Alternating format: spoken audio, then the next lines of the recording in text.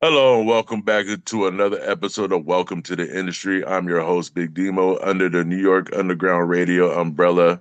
Today's guest is a guy who started out at the lowest ways of putting out tickets. My man was on his way to being his own type of Don King for the music business. He's worked with everybody from Tech Nine to RA the Rugged Man, you name it, he's done it. I can't believe he did it from the ground up. When you're trying to become a promoter, I cannot tell you how hard it is to get your name out there, how hard it is to get your name trusted. My man kept working for different companies until he developed his own, and now he's one of the premier promoter hype mans up in Canada. Let's give it up to my man, Hillbilly Steve. What's up, G? What's up, my man? That was a dope intro. Man, the thing is, in our industry, right? Everybody sees the artist, everybody even sees the makeup artist, everybody Yeah, sees, no one really gets to see the promoter. What you see from the promoter is smiles and on stage, or you see from the hype man smiles on stage. Like you yeah, didn't see all the stuff he just had to go through, right, to get to this point. And a lot of people don't understand the ups and downs of no, being a promoter, bookie, and even a hype man trying to, get notes together, trying to get information together. And, some of the stuff they don't understand is how hard it is to get people on the phone or how hard it is to get a call back or, stuff like that. So, what's going on though? Like, how's everything going on up there in the West Coast? been going good. Weather's been nice for the most part. It's nice out right now, so can't complain too much. Got some big shows coming up here in the future. Some I can't really divulge on because I haven't been signing the contracts yet, but other ones I can talk about. So we got Junk. We got Junk on February 28th at the Brownsville in Surrey. Bunch of dope openers on that. We got S&E, Scoops and Eclipse. We got Jacob Evolved, awesome artist, really good vocals, really good flow, everything like that. If you haven't heard about him, check him out. A couple other guys on there that are really good. Then we got, like I said, in April and March, we got some big names coming out that I can't really say anything until it gets locked in, but it'll be Of exciting. course. Respect. I know how that goes with the contracts and all. But Because I like think the one I can kind of divulge because there's already shows going on. We're just waiting to lock in our date. So we're gonna do two shows with Locksmith. He's out here in Canada here coming up. oh, So nice.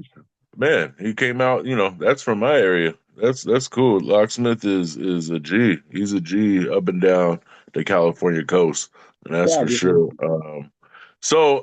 Like getting to the audience, right? The audience is watching. I just want them to, like, I may know, and a lot of artists you work with may know, but just give them a quick tutorial how you got the name Hillbilly Steve. so when I started doing the hosting part of my career, the lady I was working for at Where It's At Entertainment, she asked me what I wanted to be as my stage name, and I was like, Steve. We'll just go with my normal name. And she was like, "No, that's not gonna fly." She's like, "You need something flashy, something rememberable." She was like, "Steve will be forgotten." So I was like, I sat there for about 10 seconds and I thought about it and I was like, And because of the missing tooth, I was like, Hillbilly Steve. And she's like, perfect. And we kind of rolled with that for the last 10 years. Switched it And from being, and it's crazy because like people really know you from that name, and like that's crazy. That's what you're known for now. And she was right. That's why it's good to work with people who know what they're talking about, right? Because that was a save. I was just saying, I was in the vape store the other day and I was talking about the music stuff and she's like, what's your name? I'm like, Steve. And she's like, oh, never heard of you. I'm like, Hillbilly Steve. And she's like, I've heard of you. And I was like, all right. Right, right. Say, and for whatever work we do, like in our local area, that's what happens. Your name. I haven't had nobody call me by my regular name in my own city, and I don't know when. It's just that your stage name gets remembered. Now, like, as far as the promotion, hype man, we kind of know how that happens. Like, you're into the music, you link up with someone, cool. Promotion's a little bit more difficult. So what were like the early stages of trying to become a promoter and bookie like So like before, like as I got into the promoting, as you got into it? so basically it was we got into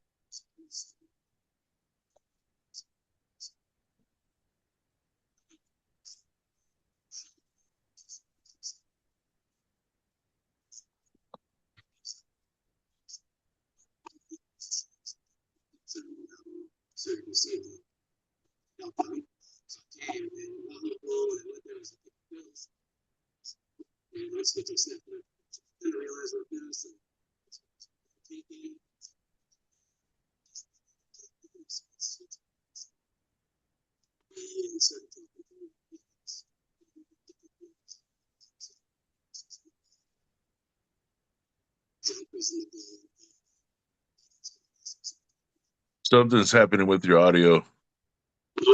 Can you hear me now? It's probably my There big we river. go. So, Oh sorry, yeah, yeah. So yeah, go back over that.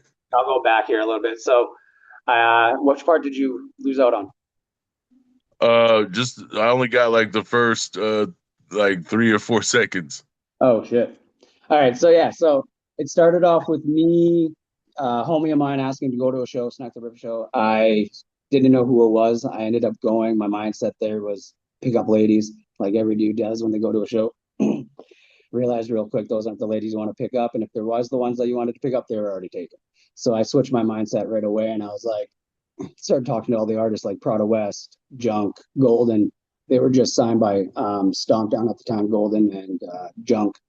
So I started talking to them, got to know them a little bit, and then I got to know Chelsea Robbins from Where It's At Entertainment. She asked me if I wanted to start selling tickets. I was like, sure, I got homies that will buy tickets. So I started selling tickets to all the boat shows, all the shows at the Olympia. From there, I met Dylan Goffrey, who was the host, kind of hype man for all the shows. He ended up becoming Little Windex, gave me the opportunity to become a Right. host. So I jumped on stage, bombed my first couple shows to the point where it was almost a chance I wasn't going to host anymore because stage fright, all that kind of stuff, wasn't really ready for it. Got better, started working for every promotion I possibly could to get better at my craft. And then from there, I started doing my own promoting, kind of veered away from Where It's At Entertainment, started doing my own thing, partnered up with a homie named Whisper. We started doing some shows, not many, smaller end things. And then from there, kind of veered off from him for certain reasons and started working with my homie Marshall Eclipse. And from there, we've done 40 something shows in the last year, working with some of the biggest artists. Over the last 10 years, I've worked with, like you said, Tech Nine, I've worked with Mercules, I've worked with, uh, Shout there's out to so Merc doing big things right now. there's so many going down the things. So many of them. But there's something like my biggest hosting show would have been a 12-hour show. We did the summer wrap up in 2019, which was the entire Stomp Down crew. So I got Right. to, Okay. and That's then what's from there, up, man. just That's kind of what's up. over the years how to keep doing it, what not to do, what to do, pay the artist. Main thing, pay the artist. That's what's up. And and like I said, the many tangibles that come with your career, any of that can set a fire or smooth things out. So I definitely understand. So what's one of the biggest misconceptions about being a promoter? Biggest misconception that we make a lot of money doing it, I would say. And it's There. not the case. We make after expenses, like a lot of people don't realize, like we got to go in, we got to pay for the venue, we got to pay for flights and hotels, we got Right. to pay for the riders, we got to pay Come for on. whatever the Come artist on. wants as a performance fee, we got to pay for DJs, we got to pay for equipment, we got to pay for literally everything. So it comes down to like the money. A lot of people don't realize how much money go into it. So when it comes down to like, hey, can I get a free ticket? Can I get a group of 10 people in for free on VIP? And when you say no, you're the bad guy, right? Right. No, it's the same thing for when like your artist's coming up, right? You're mid carding a tour or show, and they pay you your 20 racks, but it's like by the time you get done with your roadies, your manager, Right. you get off the stage hands, whoever was your mixer, yo, you're like leaving with like 6 grand. And everybody's Exactly. like, "Oh, you had a great night. You did 20." It's like, yeah, I have to pay the taxes on the 20, but I ended up with six. Right. So that's why they don't get why artists want to do shows back to back that we have to, but with that being said, that's a good misconception because they don't understand why people host so much. And it's not just for the love, but you also have to keep a balance of your bills and keeping your Yeah. life, up. And so, yeah, thanks for that honesty right there. And as a promoter, what's the Like, what's the hardest thing to deal with when it comes to artists? Hardest thing to deal with when it comes to the artist, I would say sometimes the ego plays a factor. I wouldn't even say ego. A lot of artists seem to get really upset when you want to go first, second, third in the show. They want to go co-headline or headline. And I've noticed personally as a promoter, Right. you know, Everybody wants the headline, right? everybody wants the headline. But if you've noticed over the last few years, headlining spots, unless you're already an established artist with a huge following, by the time you go last, half the people have left the building to go home. Period. Period. As an artist, I feel Bro, like you want to go in that middle spot, even first. First sets the bar. People are already in the building. Now you got to people got to do what you just did. If you're a good artist, it's hard to set the do better than you, right? Or go in the it's middle. smart to go between one and three. Yeah, Like, if you really want to do well, it's good to go between one and three.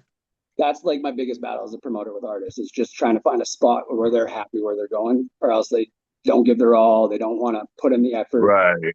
What I don't blame them, right? Like I get it, but at the same time, that's probably the hardest thing is figuring out placements for people.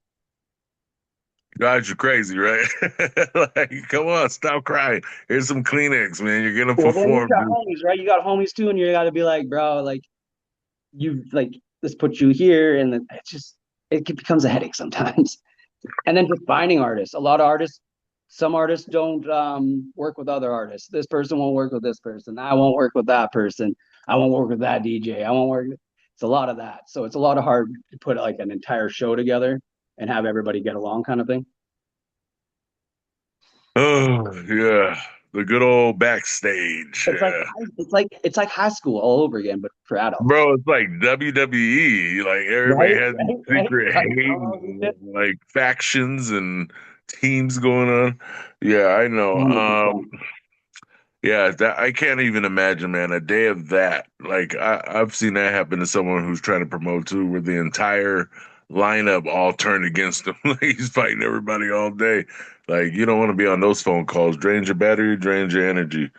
Exactly. So like, if you could put together, like, say you were uncapped with so much money, you're allowed to do the biggest show you can. What's a dream promotion to put together for you?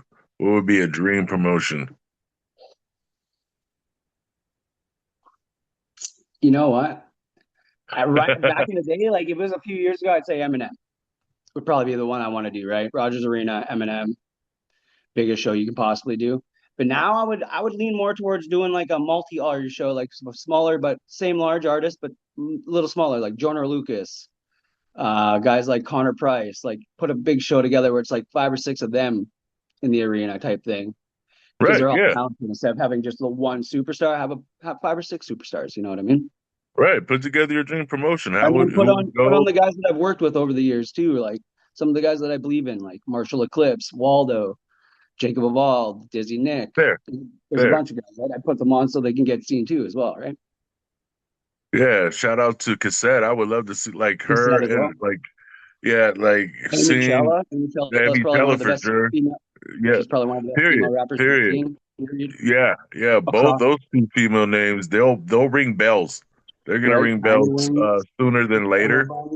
Shout out to both of Female them. rappers are killing it this year. The last few years since COVID, they've been coming out fucking swinging. That's for sure.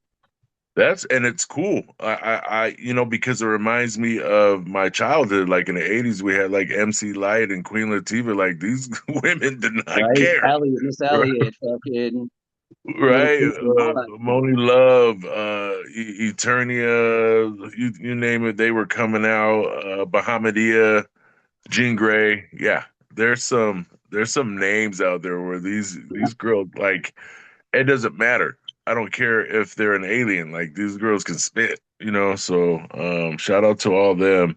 So yeah, that would be a dream promotion. Like, having all the, like, can you imagine having the Rogers with like a Joyner Lucas and Eminem combination type? Like, Right, can you right. And then imagine just having like how a small, crazy it would be?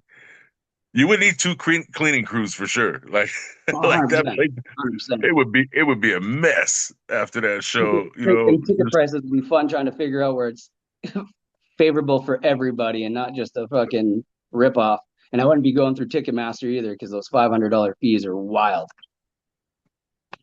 I don't understand it. They need to just drop out of the game. There's so many other like cool connections now that you don't even need Ticketmaster, like period. It's like those dudes, Man, to go that's to a to go whole to nother conversation. Those guys go to drive a you nuts concert at too. Rogers Arena now and you go through Ticketmaster, you're paying like $100 for the ticket, then GST, PSD, and then they're like their fee, $499. So now your ticket's like $700, but there was more for their fee. Exactly. And it's like, for what, bro? Like, you're literally just putting the name up on your, but that's the way it is. I mean, because it's like that for even the dispensary business. If you work Yeah. in a dispensary and you work with weed maps, they're like, okay, so we're gonna do this for you, but we're gonna charge this. Like, what? 20K for what? Like, yeah, bro. It's Ridiculous. insane. So, as a promoter, I would like to know, because at this point, because the way you worked from the ground up, you've seen the dirt to the marble. So what's what more as a promoter would you like to see in the industry in the future? What more? More communityism. Is that even a word? Communityism. We're gonna Well, you say just it's a it's word. your word. I just made It's your I just word. made it a word. We're gonna make I'd say more communityism. We're just gonna go with it. Yeah. I, Yeah. like I was like me when you were talking just before we went live here. I was talking about how before COVID it was like everybody rooted for everybody. Like it wasn't if you had a show, everybody came out. It wasn't like I can't Yeah. make it tonight or I'm busy. Ever since COVID, I've noticed it's the community vibe has kind of gone away. Like it's not so much hoorah, everybody, let's hype everybody up. It's more of a competitive life, more competitive now, where everybody's kind of booking on the same dates or doing that kind of thing. I'd like to see promoters talk more about what dates they're booking and stuff like that. Like if you know a promoter's booking on the 23rd of whatever month, try not to book on the 23rd of that month. Like, Correct. Well, it's like football, boxing, UFC. They all make sure they don't put their best shows when they all have their best shows going on. As you notice, like it's usually like a house show when Super Bowl's around, right? For right. UFC, or it's or the opposite. Like they're not like preseason. That's when they're throwing out their biggest, matches and stuff. And it's just like that. Boxing does the same thing. If Alvarez is fighting, right? They got a house show going on. They're not about to, put No, up I guess that's the key because you're gonna ruin your ticket sales. And it affects everybody. It doesn't affect just the one like if you do three promoters are doing the same show on the same night, you're gonna notice that you usually have, let's say if you usually have 200 people to 100 people in the building, you're gonna notice you only have 50 people in the building because you've now separated the community into three shows on that night, right? wild. Like one decision. That's what I'm saying. Promoting is so hard, bro. Like one decision can send your whole month spiraling, right? Like, yo, like, yeah, I hear you. And that's so, and then you think about that, like there's 365 days. Your job is to promote and to make sure you hit or miss on these dates throughout the year to make sure your paycheck Right. stays right. So it's like wild, man. You really gotta love what you're doing, whatever you're promoting, because Well, it's and the way that like for us, like 'cause our business model with me and Marshall is we kind of take so we get paid whatever we get paid and then we pay the artist we've already paid the artist beforehand, so like some artists are like we need $300 for them, we'll pay you $300. Some artists are a couple $100, some are only like $50. Like we have like a kind of like a method where if you're only performing for the first time, we're probably not going to pay you. Let's get you some exposure, let's get you some people, some fan base, because you have nothing right now, you have zero. Get you right. some, and then once you've done two or three shows with us, then we start paying you some money. We try to make it so nobody leaves the building without something in their pocket.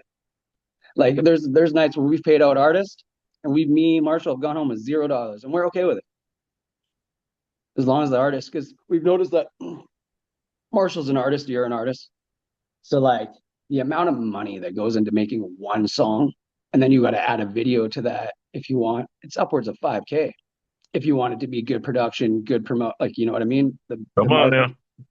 Come on, because they don't know what we spend on these videos. And like, I have artists, like I own my own label. I have artists, and people are like, "Oh, that you guys, that was whatever. You guys just did that in the city." I'm like, "No, it's not just whatever." Like, are you You kidding got to me? find the spots. You got to scout. You got to do this. You got to do that. Then you got to find the props. Then you got to make sure you have the proper cameras. Then you got to make sure you have the proper lighting. Then you got to make Lens so and yeah, yeah. holy moly! Come on It's like now, you're a man. newbie, People, they don't man. You're a really newbie. understand. And that's why if you're not going to give it your all, don't even step in this game. Don't even, it'll swallow you up before you even know. All that dreaming in the Right. bedroom, all you see is 50 on the video. All you see is, you know what I'm saying? Like you see these guys and it looks glorious, but you have no idea the hell it took to make that 3 minutes and The 12-second amount video. of right. So much stuff goes into it. It's like I watched because I used to help like I help manage certain people. Like Dizzy Nick is one of my little artists that I help out. He's 19, 20 now. He's really good artist. Watching him do it, like he didn't realize how much it was to do certain things. Now he understands, and he's like, holy, like I think Yeah. most artists within their first year, they're 10 grand in the hole just trying to get an album or a couple Speaking, singles out. man. Share the truths, man, because anybody who's gonna watch this, you need to understand. This Right. is So why as a promoter, you're kind of greasy. You're kind of not a good promoter if you're not going to pay these guys. They've done a lot of shit in the back end where they deserve to at least get some kind of payback. Might not be much. Like let's not get it wrong. We're not making thousands of dollars as a promoter. We'll give you what we can, but as long as you're getting home with something in your pocket, even off ticket sales or anything like that. We just did a competition where each artist for the 4 shows, I think grand prior the first 4 shows, first place was $250, and it just worked down to $50 for third place. And then we did a grand prize finals where it was $1,000. So we gave $1,000 away. We gave $500 away in beats and recording time and all that kind of stuff, just to like give back to the artist kind of thing. nice. You gotta have like whatever your niche is as a promoter or whatever you're doing, you gotta have different lanes of communication, and that's one of them right there. Very good. So with that being said, what's next for, well, not just you, but your whole production team? Like, what's next for you guys? Bigger and better things, man. We started off with smaller shows and it's only gotten better and bigger, right? So like this year will be a lot of bigger name shows. Like I said, there's one guy that we can't really divulge on, but we all grew up watching him on MTV and all that kind of stuff. So like doing shows like that, being able to work with guys that I watched and just continue to grow. So I'm hoping by 2027 I'm doing shows where I'm able to bring out entire tours instead of just buying tour dates. I can be the one bringing out the entire tour and then Fair, selling the dates off myself. fair. Fair. I mean, and because that's a whole nother conversation in itself too. You know how that, yikes. Once Yeah. doing one show with a guy is easy. Once you start talking 30, 40 shows in a 30-day span, starts getting a little complicated at that point. The amount of Preach, money, 'cause it's, the money, I've the been involved. coordination, Yeah, I already the know. logistics, the flights. Like one flight could throw up an entire show. Yep, because you're gonna say you need this for 30 days. I'm gonna say I need this for 30 days, and we'll see Right. what happens. Right. When you get that one Well, flight that's delayed by 12 hours, now you're missing that show. And if you're the headliner, now the promoter's got to cancel that show because you're not there, or try to find a new headliner that's popping in that city at that time to try to recoup and give a show to the people kind of thing. Right. So a lot of wow, different yeah. variables, so many variables.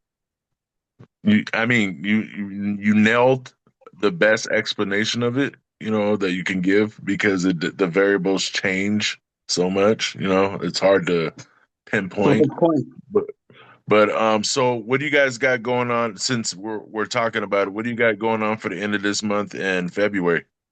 So we got on I believe on the 14th. I hope I'm getting this right, or my homie's going to be mad at me. It's his birthday show. I believe it's the 14th of February. Yo, yo, better We get got this right. Marshall Eclipse. If you guys haven't heard about a Marshall Eclipse, he's been in the game for about 20 so odd years. I believe you were going to do an interview with him. You just haven't been able to link properly. It was because I told him that we were doing this interview, and he was like, "Oh, we were supposed to do that. We just haven't really linked." I was like, "Well, reach out to him." But that guy, he's been around for about 20 years. He's done songs with Lil Wayne before Lil Wayne was Lil Wayne. Lived a prosperous life in the gang life, got out of the gang life, doing his own thing, kind of stuff. So he's got a cool little story. So me and him have been working hand in hand. If it wasn't for him, I probably wouldn't be doing this music thing. So a lot of thanks goes for him because, like I said, a couple years ago, I probably would have jumped away if it wasn't for him reaching out and being like, "Get your ass back here. Let's keep doing this." Come So, on, come on. so That's that's love. that's the big homie right there. He's got a bunch of music on Spotify and all the platforms. So if you haven't heard from him, go check out Eclipse. You won't be disappointed. So, Good but we plug. got his birthday coming up, and then we got Junk at the Brownsville. That's going to be a pretty awesome show. Like we got Jacob Evolve, we got SNE, we got a bunch of big names, underground guys coming out and opening for him. Then he's got, I think, if I'm saying the name right, is Distinct is coming out on his tour sport. Tour de sport. I think he's from Calgary, the Alberta area, so he's pretty dope. I think they run Nice. You don't get Block Music Canada. too many bombers from there. Yeah, I It's think he like runs with rare. Block Productions or something like that. Stefan, I believe his name is. Yeah, because that's like a big sports area, right? So Yeah, you don't get too many like known bombers on the mic from there. no, no, That's pretty cool. sounds good. That's pretty cool. Yeah, that's pretty cool. I So we mean, got it those happens, things, and right? then we got the bigger shows coming up, like the one I can't really talk about. That won't be in March, and then we got I can talk about the locksmith one. We got a couple locksmith shows that we're trying to lock in right now. We don't have the official Ooh, dates. that's We gonna don't be have the great. official dates for them yet, but we're just waiting on like the logistics to play on, and then we'll announce the two dates that we have. And then there's other dates that have already been announced by the promoter himself. Shout out to DB for hooking us up with that opportunity too. So he's already got Yeah, Pittsburgh, shout out to Chilliwack Locksmith. show, and he's got a couple other ones in the surrounding areas, and then he's going to be dropping some more here soon with the same artist. So looking forward to doing that one with Marshall. Very cool. You know what? And then, like when we come back around to check on you in a few months, we'll have seen all that through already. So we'll get highlights from you then. But 100%. anything you want to leave with the people? Anything you want to leave with the people before we get off air? No, just thanks for listening to me and fucking thanks for supporting all the artists. If you guys are all here to watch artists supporting this guy right here, because this will be the first interview I've ever done in the music. So thank you for that. So shout out to you. But just keep supporting your local artists, keep buying merch because that's what they make their money off. Buy the albums, buy all that kind of stuff. Spotify don't make the money, so just Sure doesn't. People don't understand those pennies and how to divide it. They're right dividing zero the point penny, zero zero zero zero six per stream. A million streams gets you like a couple $100, people. maybe. Maybe, Hopefully. If maybe. your name's If booming, you're you're booming, definitely you'll going to make your see money, no doubt. But if you're an up and coming artist coming up, merch sales, actual hard copy album sales, that's what helps you guys out making your bag and getting you to get more music out. So that'd be my message. Keep fucking supporting the local promoters, the local industry, the local artists, the local merch shops. Like if you are artists getting your merch, support them, all that kind of stuff. Just get the community better. Keep the community going. communityism. Communityism, right? I just heard that yesterday, everybody. I love it. I'm Hashtag rocking it back. communityism. Bro, you need to hurry up and make a t-shirt before anybody could get that communityism.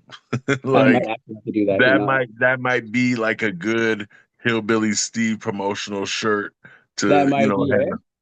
Right, I'll look community in. is I would definitely do that one. That before anybody else can get to it, you better hurry up and get to that one. But I'm gonna have to do that as Hillbilly soon as we get Steve, off my here. man, West Coast Canada, coming out doing his thing, man. Shout out to you for working hard, and congratulations on all the success that you've seen and that you're gonna see.